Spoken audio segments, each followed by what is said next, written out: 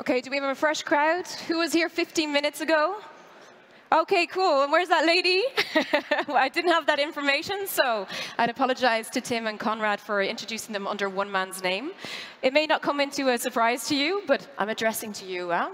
Okay, so with a reintroduction, there is a high chance that some of you are using his hardware and software at home to be the music geniuses that you are. Here to discuss how tech is helping to empower anyone to make music, CEO of Native Instruments, Daniel Have, or Daniel Have. You are already clapped for him once. Please clap for him again.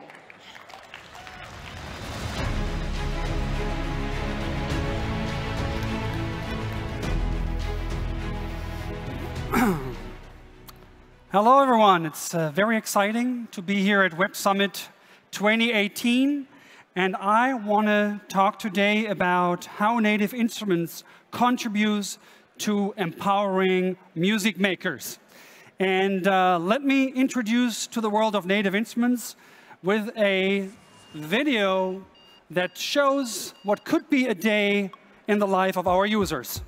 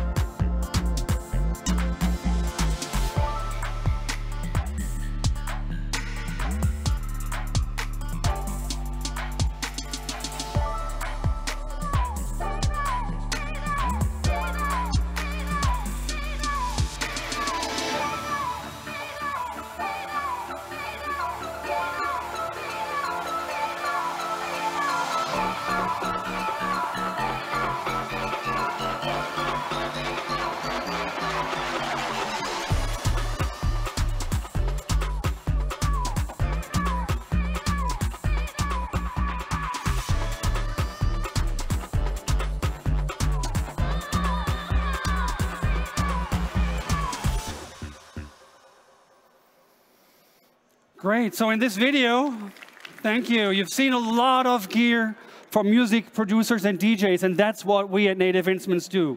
We create software and complementing hardware and online service to empower musicians. And we do that for a lot of different music styles and genres. Just to mention a few: Alicia Keys, Carl Cox, Drake, Jean-Michel Jarre, Björk, Hans Zimmer, Depeche Mode, Adele, Metallica, Coldplay, Beyoncé, or Kendrick Lamar. You name them. We're basically really in all the music styles around the globe. But besides the tier 1 artists of this world, we of course serve millions of aspiring DJs and music producers around the globe. So let me go back in history and talk a little bit about 20 years of innovation for the music creation industry. And we actually started out in 1996 being a software instruments pioneer. So our job was turning computers into musical instruments. And we did that with our first product, Generator, later be called Reactor. That was a modular software synthesizer, very powerful, but it could basically do too much. So we were catering then with specific instruments to different audiences. We created an emulation of a Hammond B3 organ, called it B4. We modeled a sequential circuit Prophet 5 synthesizer and called it Pro 5. And actually in '99, when Stevie Wonder came by our booth at the NAMM show in Anaheim, California, when he listened to the B4 and said, "Sounds like the real thing," that was when we knew and the world knew that actually software can sound as great or even better than computers. And let me give you also some more fancy examples of the recent past. We created Absinthe that would open completely new soundscapes to the world, or Massive, cornerstone of the dubstep movement, if you want, the typical bass sound of dubstep, that's the Massive synthesizer. But since 1996, we do something else, not just creating software instruments. We actually also provide platforms for builders. So people that use Reactor, they can create their very own synthesizers. By now, over 6,000 instruments have been created and shared amongst the creators community. And then in 2002, we added a sampler to our portfolio. Contact came to life. It's the tool to create sample-based instruments, and actually, by now, hundreds of businesses rely on Contact. But by that time, the early 2000s, we had about a dozen instruments that we had created ourselves. But believe it or not, we didn't make any money, or we didn't make money that was left, so no profits. And that was because millions of people would use our product, but only very few had paid for it. And then actually a shareholder colleague of mine had an idea, a very simple one. Why don't we put it all in one box, name it Complete, and sell it at a great discount? And here we go. Complete was born in 2003. And ever since, it became part of every music studio around the world. It's really an industry standard, and it doesn't matter if you create hip-hop, techno, or cinematic, Complete is going to be part of what you do. And then my partner in the management board, Mate Galik, and I, we were back then, I was still kind of young, on the dance floor. So not only in Berlin, but also other cities. And we knew we have this amazing tech, and we love the club culture, but we wanted to get not just into the studio and now get it into the DJ booth. And that's what we did in 2001. We created Traktor, the world's first professional DJ software that would really change a lot. You could become, as a DJ, much more creative. You would not just mix two records, but you could add looping, tons of effects to it. You could actually work with 4 decks at a time, because Traktor features 4 different decks. So a lot of creative potential came with Traktor back in the day. But then, again, millions of users, but few that paid for it. And the next slide is about something that this was not the main trigger for it, but it actually helped. So let me first talk about the primary reason why Native Instruments got into hardware. Back in the day, MIDI controllers and software manufacturers, 2 different worlds. You didn't really get a great seamless experience, and Native Instruments decided we create also the hardware for the software that we build and really provide a different kind of experience that is just tighter, more integrated. And the first one that really made a difference was, as I mentioned earlier, Traktor. In 2008, we released the Traktor Control S4, an all-in-one controller that changed everything. Basically, ever since, Traktor became a standard in a lot of bedrooms and also sometimes in the DJ booth. And then we used that paradigm of seamless integration of software and hardware and built in 2009, the first time, a beat machine that was built from scratch, from software and hardware as one system. And that machine really is now one of the most popular devices when it's about beat control. And then, funny enough, only in 2014, we would add, finally, keyboard controllers to the mix that could work with all the, by then, about 95 different instruments and effects that we had built. And those keyboard controllers provided just an amazing access point to that large product portfolio. So where did we take it from there? We alone had, as I said, 90 different instruments and effects, and there is dozens of other manufacturers that create software instruments and effects, hundreds of very popular titles, and we felt that's the moment where we are building something that is not just for us, but that we can share with the industry to make the lives of our users more easy.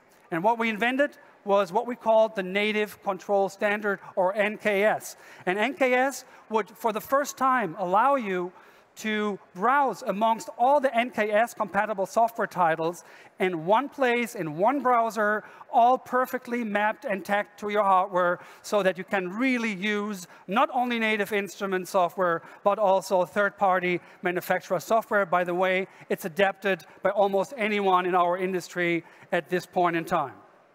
So one more piece was missing to complement the portfolio. We had the software, we had the hardware, we put out a standard, but now we understand we're living in the internet times. I mean, I'm speaking here at Web Summit, what could fit better? It's all about clouds, it's all about connectivity. And so the next step for us was early this year in January to launch what we call sounds.com, a marketplace for loops and samples, all subscription-based, and allowing you to find, to access over 1 million loops and samples from more than 250 different manufacturers. But what we actually released this year is just the first baby step, and I'm going to get later to what we're going to do with sounds.com in the future. And that actually gets me to the present. And I'm very proud to announce that we've just this fall had the largest release in company history with 12 different product releases, a lot of new hardware, software, and major updates to our online services. And the first product category that we tried to cover was, of course, our core customers, both the DJs and the music producers, and we launched KOMPLETE 12, so the 12th incarnation of the product that I was talking about earlier, with a lot of new amazing content, Contact 6, Massive X, and more. But for the DJ community, we did something that is highly innovative and very unique, and just a few people actually could touch it because it was released on November 1st, and it's just rolling into the market.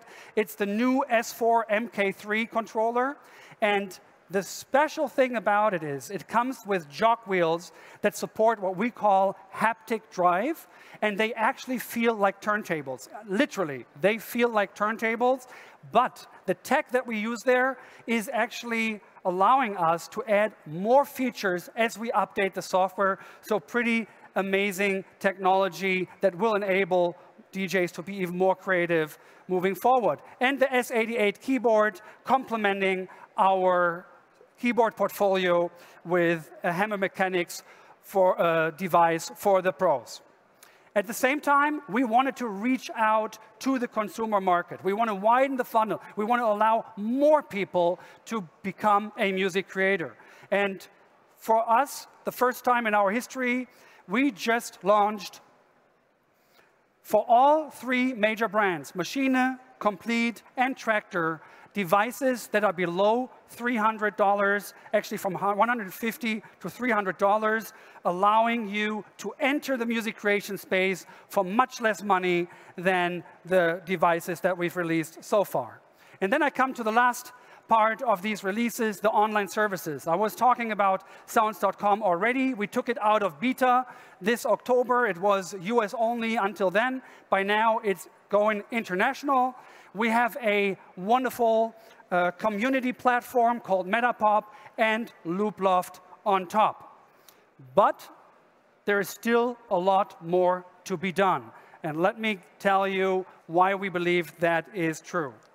Because we at Native Instruments, we believe that all of us have the wish to express ourselves creatively, and music being the most popular art form in the world, a lot of people want to actually express themselves musically, and we want to make that happen. But it's hard to make it happen these days because music creation is still hard. First of all, it's really hard, or still hard, to find all the tools and all the content you need to create music. There is not that one place where you can go and you get it all right there. It's still a very technical experience getting into music creation. It's not simple. You've got to be a little tech savvy. Those of you that are music producers know what I'm talking about. And yes, prices came down dramatically over the last 20 years, but it's still not a cheap thing to get into music creation, and we believe there's ways to get prices even further down. So let me tell you how Native Instruments wants to contribute with taking down the barriers of music creation.